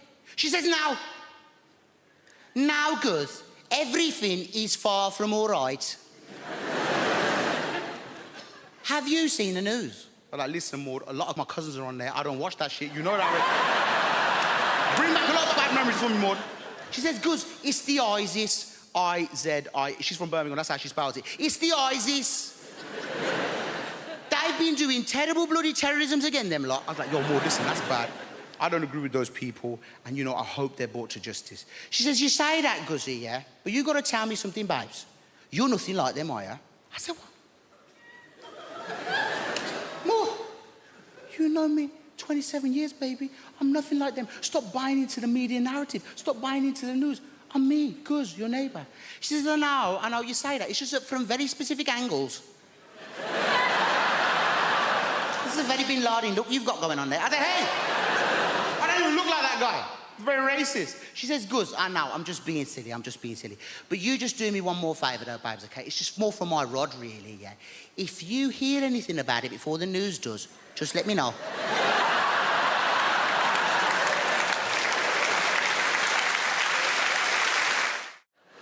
I get concerned about the message that we send, you know, young women a lot on TV and, you know, in the media, because right now we live at the height of materialism, where it's suggested to young girls especially that you can indulge the most depraved man as long as he's rich. This is evidenced by the franchise 50 Shades of Grey. Has everybody here seen 50 Shades of Grey or read it? Okay, some of you are shaking your heads. Fine. I will give you a quick plot summary of 50 Shades of Grey. I will be paraphrasing in this monologue, by the way. Is everybody ready? Yeah! Here is 50 Shades of Grey, abridged by Dame Baptiste. I'm a pretty naive American young girl who doesn't know about sex, even though I have access to the internet and my friend's a journalist.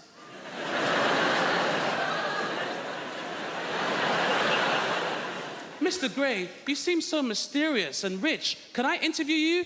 That's right, baby. I am mysterious, and I'm rich as hell. Can I put a pineapple in your ass?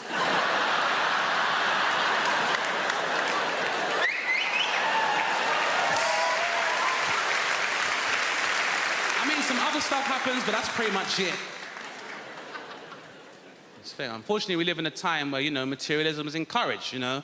Do you guys remember the song No Scrubs by TLC? Yeah, great song for the ladies. Not so fun for the unemployed male. That was not a fun song to hear when I was younger. Do you remember how that song used to go? If you live at home with your mama, oh yes, son, I'm talking to you. If you live at home with your mother, they're talking to you. What if I'm a full-time carer? I'm supposed to leave my mother lumbered with bedroom tax, then go live with a bunch of strangers and pay somebody else's mortgage, then have those strangers question my life choices, which my mother already does, but I get rice and peas when she does it. Sitting in the passenger side of his best friend's ride, trying to holler at me. Sitting in the passenger side of his best friend's ride, trying to holler at me. I'm sorry, if me and my friends are concerned about our carbon footprint, I'm not entitled to find love? If you don't have a car and you're walking, oh yes, son, I'm talking to you. If you don't have a car and you're walking, they're talking to you. So we're supposed to leave our houses in 4 separate cars, knowing full well petrol prices are at £1.25 per litre in some stations. Then if you go into London, you're paying a congestion charge 4 times. If you're going out of London, you're paying a toll charge 4 times. Then wherever we get when we're going, then you gotta pay a parking charge 4 times. And if we're all driving, then guess what we can't do? We can't drink, because when you all take separate cars, there's no designated driver, TLC. Which means when we finally do get to the club, because of all the traffic, because there's 4 cars adding to that traffic, we gotta drink water and sparkling water, then pay club prices for fruit juice. So I'm paying £7.25 for a cranberry juice, and we've been planning this night. The most TLC!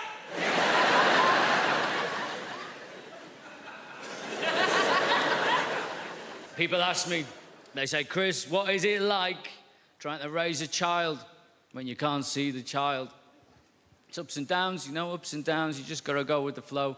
Can't prepare yourself, you know. She's 3.5 now. When she was 2.5, if you haven't got kids, by the way, as soon as they get to 2, they're adorable. They just start asking questions. They want to know what everything is. You are their source of information. They want to absorb the world. My daughter, she's 2.5. She's in the bath. I'm knelt there. I'm bathing her. She's like, what's this, Daddy? What's this, Daddy? Oh, bloody no, do I? Give it here. Just... You might be 2.5, but you know way more than Daddy at this point, sweetheart. What's this, Daddy? Ice cream? I was like, ice cream? Big handful of shit, wasn't it? Massive. Not like a little pebble, not like a little arse sweetness. Where did that cut? An impressive quantity for an adult male. I wasn't entirely sure the dog hadn't jumped in and done it when my back was turned, and she just scooped it out. She just slapped it in there in one go.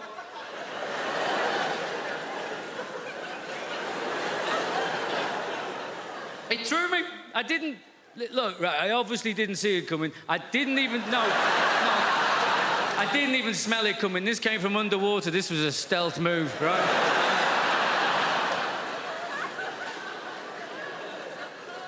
And I'm not entirely sure exactly what happened.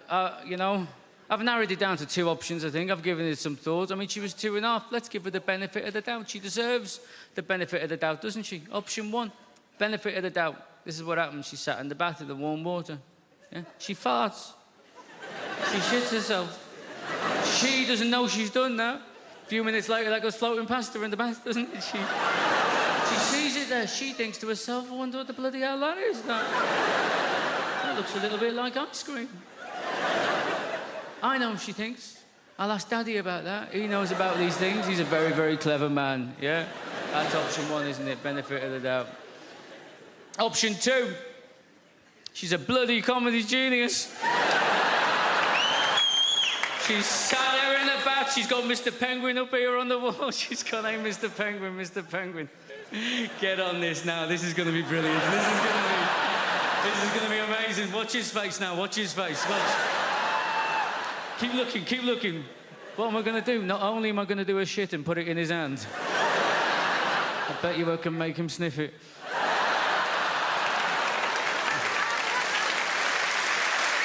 Ice cream, Daddy? Ice cream, huh?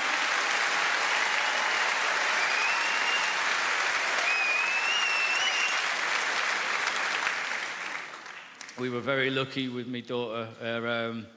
They say you got to watch your language around your kids, don't they? That's what they say. We were very lucky. My daughter's first words, apart from, hand on heart, apart from mama, dada, baba, all that nonsense, her first words were go away. That's what she said. That's all she said for 3 months. Go away. Go away. She thought it was just one word. Go away. Go away. Why? Because that's what me and my wife said to the dog every time we were trying to feed my daughter. We'd get the food out, wouldn't we? The dog would get up, he'd go on the prowl, having a little look, wouldn't we? We'd be like, go away, go away, go away. She just picked it up. We'd push her in the pram out on the street. She'd be like, go away, go away, go away. Said to my wife, it's a good job we weren't telling that dog to fuck off, innit? Because we just wouldn't be able to take this kid out of the house. Going away with my wife, she does this thing, right? If you get her in an airport, I'm not allowed to have my own passport. It's embarrassing. It's embarrassing. I'm a 40-year-old man. I get to passport control. They say, you got your passport, mate? I'm like, no. I'm not allowed to carry it. Apparently, I'm not mature enough. I don't know what happens, man. The moment you get in near an airport, she becomes like some sort of Russian people trafficker. Do you know what I mean? She's like, I must have all the passports. You cannot handle passport. You are too stupid for passport. I must keep all passports in zippy clear travel document folder, huh? Alongside printout from TripAdvisor. But you may carry the bags. I'm like a peasant boy for the day. Oh, thank you, master. Thank you very much. Yes, it's a real honor for me to carry your bags, you know. 11 pair of shoes for 3-day mini break is a good idea, huh? Yes. Maybe you will become a centipede while we are in Egypt. Who knows?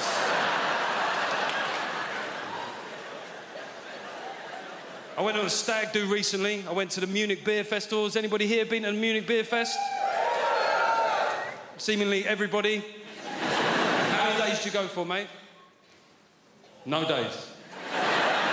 Got deported on arrival. We went for 7 days. We got there on a Monday, right? We had 6 straight days drinking, Monday through Saturday. And on Sunday, we said, we've got to do something different, right? So we went to Dachau concentration camp. Yeah. It was a weird shout. There's no getting away from it. Could have gone go-karting. I said, no, let's do some World War II here. It took a long time to get there, and when we got there, it was shut. Now, yeah, it felt inconvenient. However, given the wider backdrop of historical suffering, I didn't necessarily think that my inconvenience was that big a deal, right? So I just thought I'll take it on the chin. But we had a mate of us called Tim, and Tim started popping off at the German security guard. He said, mate, it's a Sunday, yeah? It's a big tourist day. It's outrageous that it's shut. I said, to be fair, it's outrageous that it was ever open, you know what I mean? It's like,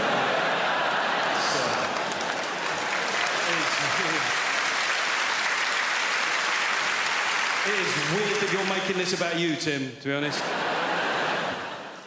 People say dumb things, though, don't they? I was having a beer with my mate Wayne the other day, and Wayne likes to tell you where he was on the occasion of big historical news events that happened within our lifetime, right? So I mentioned 9/11, and Wayne went, 9/11, remember I was that day? I was like, don't care where you were. Let's see how it's relevant. I don't see how your whereabouts on that fateful, terrible day will form some sort of meaningful historical footnote, Wayne. I'm being honest here. He looked hurt. He went, I went, all right, where were you? He went, karate. I went, see, that's exactly the sort of trivial shit I was worried about, Wayne. He said, well, you know, I was in New York 6 months before that. Makes you think, doesn't it? I was like, no. No. To be honest, all it makes me think is I wish you'd been there 6 months later. Sorry. I said, what do you want? He goes, I want a cat. And I said, a cat? Nah, I'm not going to buy you a cat. No one gets a pet for Christmas. And you know what happened? I can't tell you what happened. There was a mouse, a little mouse. It came into the house, and the girlfriend, she saw it. She goes, ah, what's he doing in here? What's he doing in here? We've got a mortgage. Like, that's got to do with anything. Like, all the mice is outside there. It's like, hold on, guys, before we go in there, we need to see if this is rental accommodation first. Yo, fam, put that cheese down. We haven't seen the tenancy agreements yet. It might be a hoax, right? It don't work that way. So she was like, Marlon, we need a cat. I said, I don't want one. She said, Marlon, we need a cat. So we compromised and we got one. So we went to this place. Where they hold all of the cats in the world. And I walked in there, I was like, I want a cat. And the lady said, that's not how it works, sir. I said, please. She said, no, what it is, we need to interview you to see if you're fit to have a cat. And I started panicking. At this point, I said, listen, right, lady, right, listen, right, between me and you, I've got a son. I said, human being, 8 years old, and he's not dead. And she looked at me, she was like, yeah, you can have a cat. So, she brought us up the stairs, man. When she brought us up the stairs, I've never seen so much cats before in my life. There was more cats than people in this room right now, right, and they were there, different shapes, different sizes. And my girlfriend, she got drawn to one cat, which was like blue and grey. I've never seen a cat like this before, a blue and grey cat, and his whiskers were out, and the tail was up, and she walked over to the cubicle where the little cat was, and she put her hand right up against it, and the cat came along, and he put his paw there. And it was like they were touching. And she was like, I want that cat. And the lady said, no. She said, why? She said, well, that cat, it can't live with children. And my girlfriend looked at me like to say, fuck the kid. I want that cat. The lady said, no, you can't have that cat, but we've got some cats that is suitable for you, but they're in this corner over here, and she walked us into this corner, ladies and gentlemen, and all of the cats in this area here were black cats. Yes, and my paranoia, that went off straight away. I was like, hold on a minute, we can't have that over there, but we can have any of these ones. I've got to fight racism in the real world, but also in the feline world as well. This is bloody ridiculous. And she said, this one's called Denzel. I've made a list of pros and cons, because I've been spending a lot of time in brothels and prisons.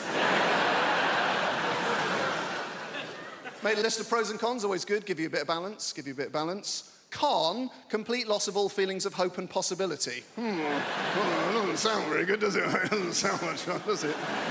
Pro, increased plug socket access. 1-1. I say increased, it's actually total plug socket access.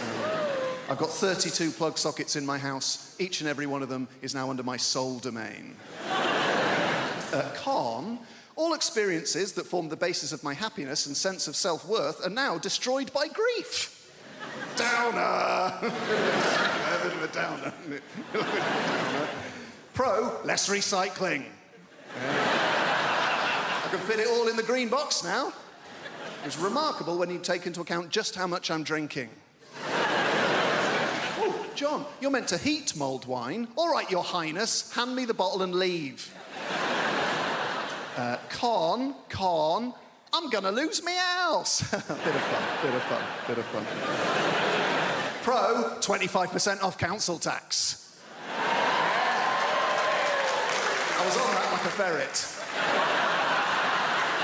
Dialing as the door slammed. And that's us fresh out of cons. The rest are just pros, guys. Yeah. Increased freezer space, all 4 drawers. Cheaper gas and electric. Reduced wear and tear on fixtures and fittings. And when I say reduced, I don't mean by half, because I was only ever responsible for about 10% of scuffs and spills. So we're looking at a net reduction of 90% in real terms. This is my favourite one. Ultimate control over where the iPhone charger cable is and why it is there. There was a time it would take hours to answer the questions, where is the iPhone charger cable and why is it there? Not anymore. Plugged in next to the bed, most convenient place to have it. Simple. Is it unplugged in the bathroom? No, it's not. It'd be a ludicrous place to keep it. There's no plug socket in the bathroom. Is it in the front pocket of a rucksack you no longer use? That'll be the last place you look. That'll be very frustrating. Is it plugged in on a train we have alighted from? No. It's plugged in next to the bed because that's the most convenient place to have it.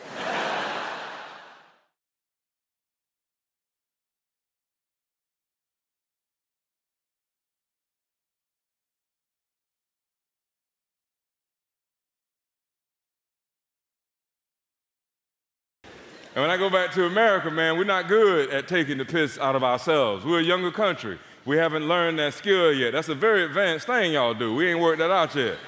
You know, in America, we used to feeling one emotion at a time, you know? And just, you know, we get mixed up like that. It's just, in America, too, we love catchphrases. We love slogans. We love stuff like that. And we found a way for justification to sound like empowerment. That's right. We have phrases like, be true to yourself, follow your heart, follow your dream. There was a movie a few years ago called Batman Begins, and it had one of them catchphrases, and Americans loved it. To conquer fear, you must become fear. Well, how the hell you do that? And it's just a way for Batman to justify being violent. I can take that same phrase and justify whatever I want. If I gain too much weight, I can justify it by going, to conquer fat, you must become fat.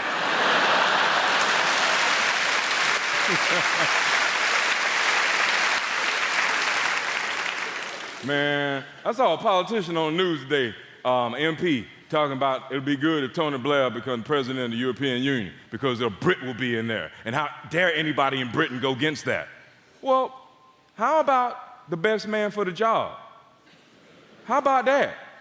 How about that? And I know that kind of thinking because I grew up with that. I was always taught that I had to support every black person no matter what they did. So that meant I tried for years really hard to support Don King and Robert Mugabe. And it's hard. It's hard. I tried. I swear to God, I tried, man. A few years ago, I was watching Wimbledon and Serena Williams playing. And I'm not a fan, but I admire her game. She got a strong game, and not just the physical, but the psychological. Every time she hits the ball, right, she makes this grunt. It's like this, and that's a hell of a psych job to do on your opponent. Every time you hit the ball, you release this guttural grunt that's like, It's like what you're saying is, with every fiber of my being, I'm trying to kill you. Imagine playing somebody in checkers like that.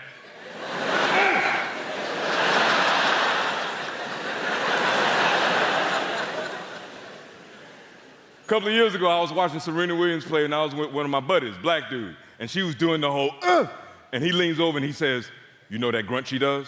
I said, yeah. What she's actually doing is releasing 200 years of black American anger. For real? He said, black American anger is one of the most potent angers in the world. And that's why she hits the ball so hard, and that's why she be whooping them white girls like that. I was like, oh, okay. So a couple of weeks later, after this Russian girl beat her, I couldn't help but mess with my friend a little bit. I was like, wow, 200 years of black American anger don't seem to have nothing on 70 years of frustration with communism, does it? Black American anger. Try a childhood with no toilet paper.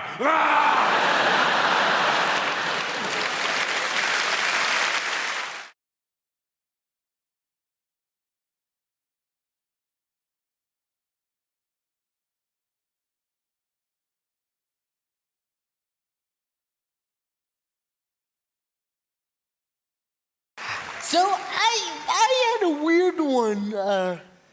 Today I was waiting for a bus, and this old woman came up to me, and she went, "Excuse me, sir, do you have cerebral palsy?" And I went, "Yeah, I do." "Cool, you win the prize." And she went, "Right, my brother had that. He died from it."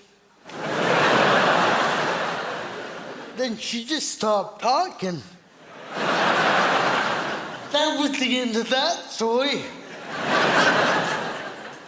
I looked it up, by the way. You cannot die from cerebral palsy. So I think she killed her brother. But I didn't know that at the time, and I spent the rest of the day going, "Ah, shit. I should be dead right now." But I'm not dead, which only means one thing. I am a god. Yeah, I spent the rest of the day thinking I was the second coming of Jesus. Trying to walk on water. Just, maybe I'm not crippled.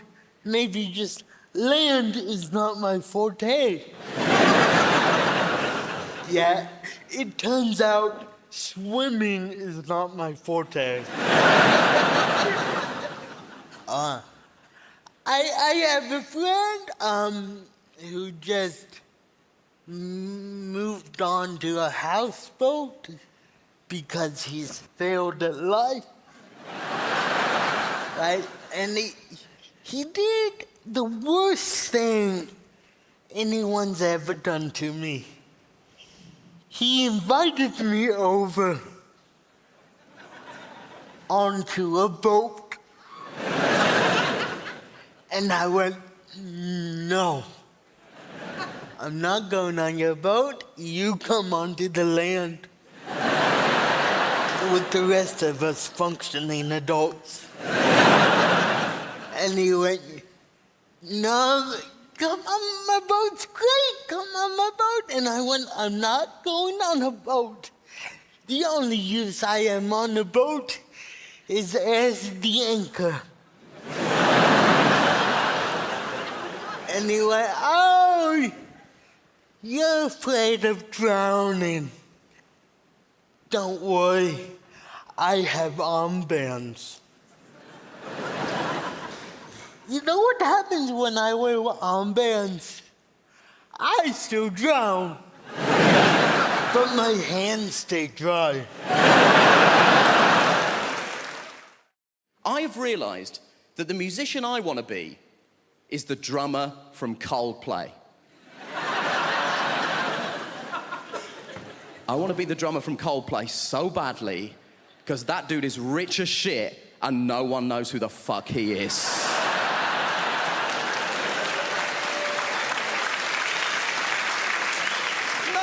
Who the drummer from Coldplay is. He could be here and no one would know. It could be you, it could be you, it could be you. I'm not sure it's an Indian woman, but it could be. We don't know.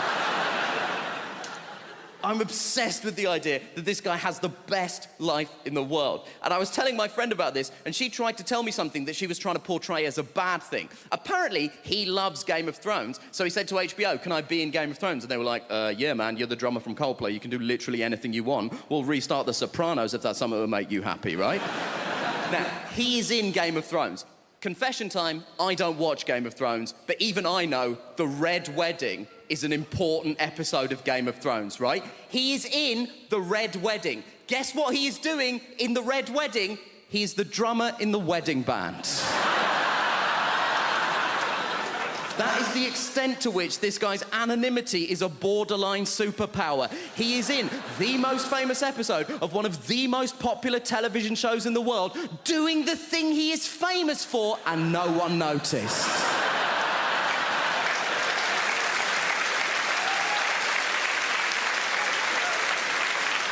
That is Kaiser Soze shit. And my friend was telling me that she read a supposedly embarrassing story that one of the actors told. One of the actors said that when they were shooting The Red Wedding, he was making small talk with the extras, and he got round to the drummer from Coldplay and said, "Are you a full-time extra?" And the guy was like, "No, I'm a musician." So he said, to the drummer from Coldplay, "He played on anything I might have heard of?" To which the drummer from Coldplay was presumably like, have you heard of All Music? Because I'm basically the drummer on All Music. And my friend tried to tell me this, like this was a sad thing. She was like, "Oh, this guy's in Coldplay, but no one knows that he's in Coldplay. Isn't that sad?" No, because the problem with being in Coldplay is that people hate Coldplay. People hate Coldplay so much. And the people who hate Coldplay don't say things like, "Oh, it's not to my taste." They say things like this: "I hate Coldplay!" But what you mean when you say that is, "I hate Chris Martin." No one is angry with the drummer from Coldplay. No one has ever been like, "Oh, the drummer from Coldplay! He ruined my life!" And I know what you're thinking. You're thinking, "Nish, why are you so obsessed with the drummer from Coldplay? There's 2 other people in that band. We don't know anything about them either." And you know what? You're right. There's a guitar player and a bassist in Coldplay. I wouldn't know them even if they were here. I assume it's you 2, but only because they sat next to her and I spoke to her already. That's all I've got to go on at this point. They have the exact same life as the drummer, because I did a bit of research into this. Turns out Coldplay are one of those bands where they split the royalties equally. So they have the exact same life as the drummer, apart from one detail. They have the exact same life as the drummer. They have the same level of wealth, access, and anonymity. But crucially, the drummer is sat down.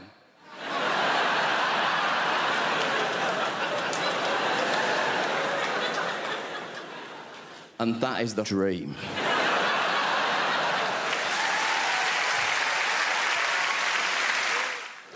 I get concerned about the message that we send, young women a lot on TV and, in the media, because right now we live at the height of materialism, where it's suggested to young girls especially that you can indulge the most depraved man as long as he's rich. This is evidenced by the franchise 50 Shades of Grey.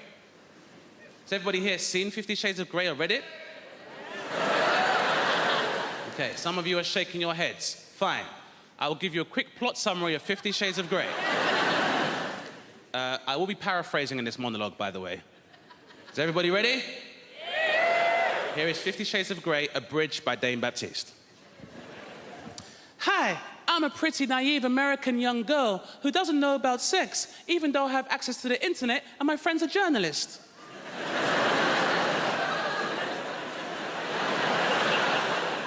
Mr. Grey, you seem so mysterious and rich. Can I interview you? That's right, baby. I am mysterious, and I'm rich as hell. Can I put a pineapple in your ass?